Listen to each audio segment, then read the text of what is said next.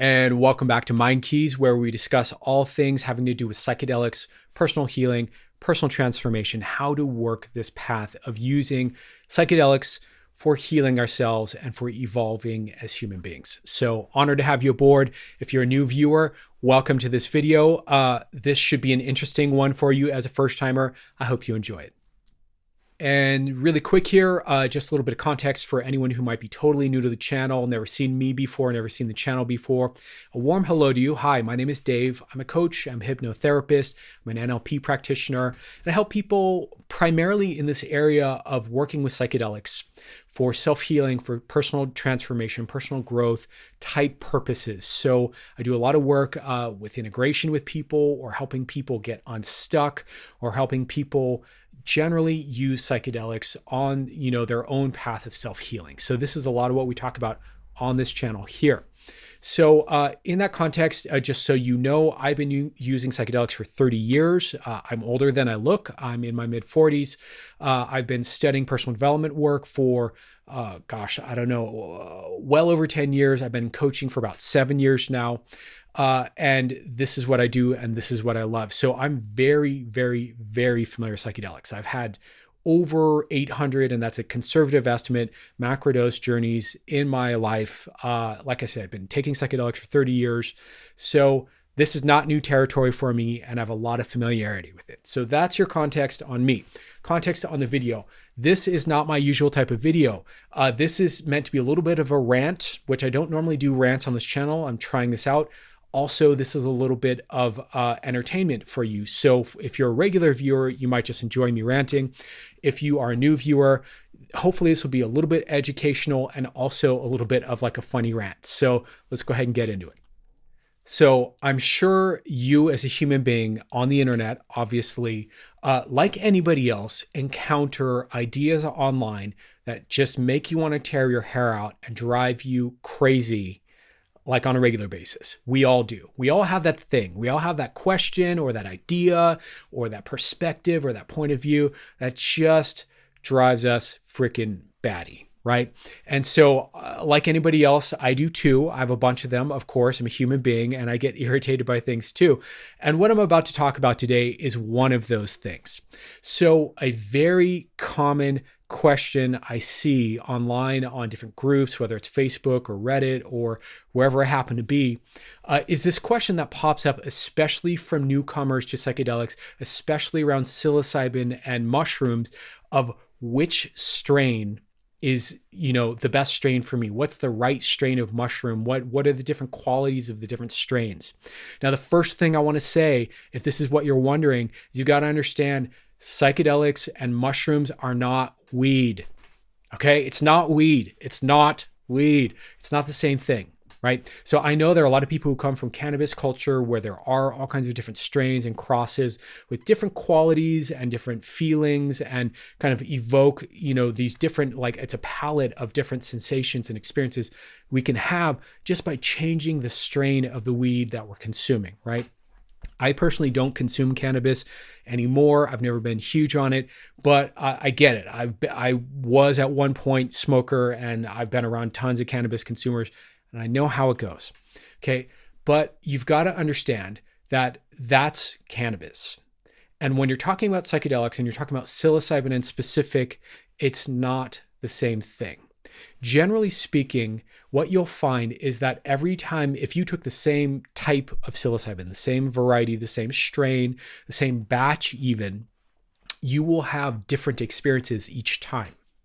Some, and even obviously amongst the trip, it's going to go all over the place. You're going to have moments where maybe you're nervous, and then moments where you're blissful, then moments where you're uncomfortable, and moments where you're laughing your ass off, and moments where you're in a profound introspective like moment of turning within, moments of spiritual ecstasy and, union with the universe, moments of fascination with things you had never thought of before, etc. And it'll just keep changing and shape-shifting, and and different trips will have different kind of sub themes. Some will be about processing your past, or some will be about thinking about your future, or some will be about et cetera, et cetera, et cetera.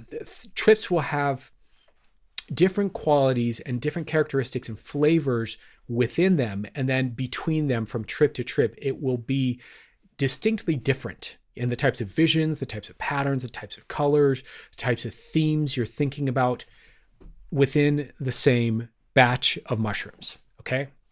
So this is just, it's a different thing. It's a different drug. I don't like the word drug, but it's a different substance, has a different impact on our neurochemistry than cannabis, first of all.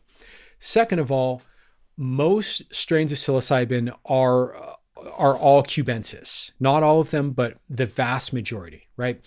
And there's a saying amongst mushroom growers and in the psychedelic underground that a cube, meaning cubensis, is a cube, right? So when you're taking cubensis, they're more or less all going to feel generally the same. Yes, I've seen ads online from, spore traders and spore sellers who say that this strain does this and this strain does that, and one's more spiritual and one's more laughy and lighthearted.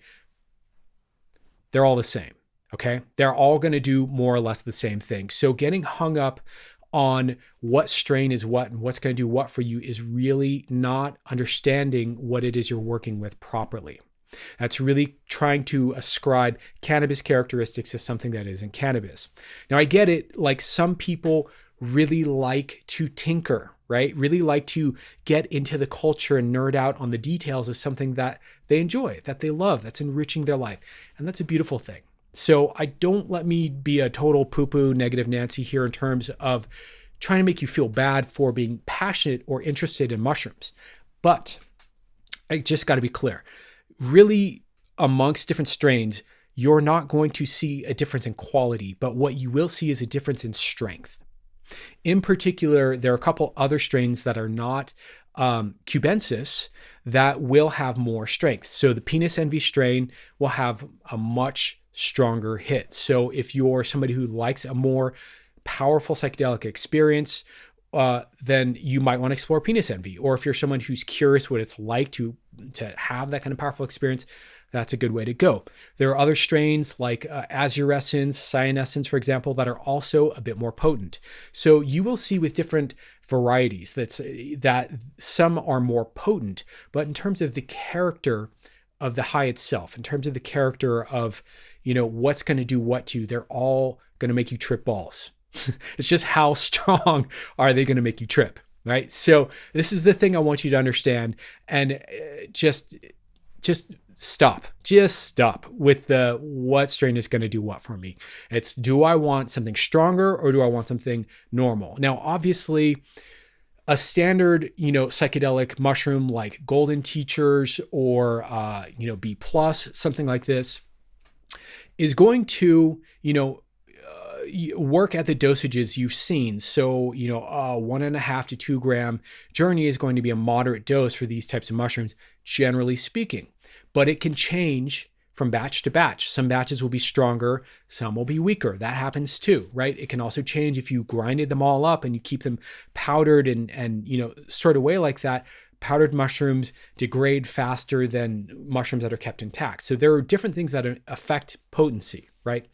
The other thing to understand here is that sometimes your body is more ready to burn that kind of energy. Just like some days you go to work out and you just don't have the same strength that you do other days. It's the same thing with psychedelics. Some days you go to take a psychedelic and your body's ready to go there and it just like fully goes there. And other days you can take that same dosage and not have that kind of experience off the same batch, right? Another thing to consider is that if you're taking a weaker, doesn't mean they're weak, strain like golden teachers or B+, you can always just bump up the dosage if you want to take more. But if you're taking something like penis envy, cyanescence, azurescence, something like this, and you're not used to it, you're new to psychedelics, you are curious about them, you're exploring them, but you're not really a seasoned tripper yet, you run much more of a risk of being in over your head and really being like shown how terrifying and overwhelming and confusing they can really be.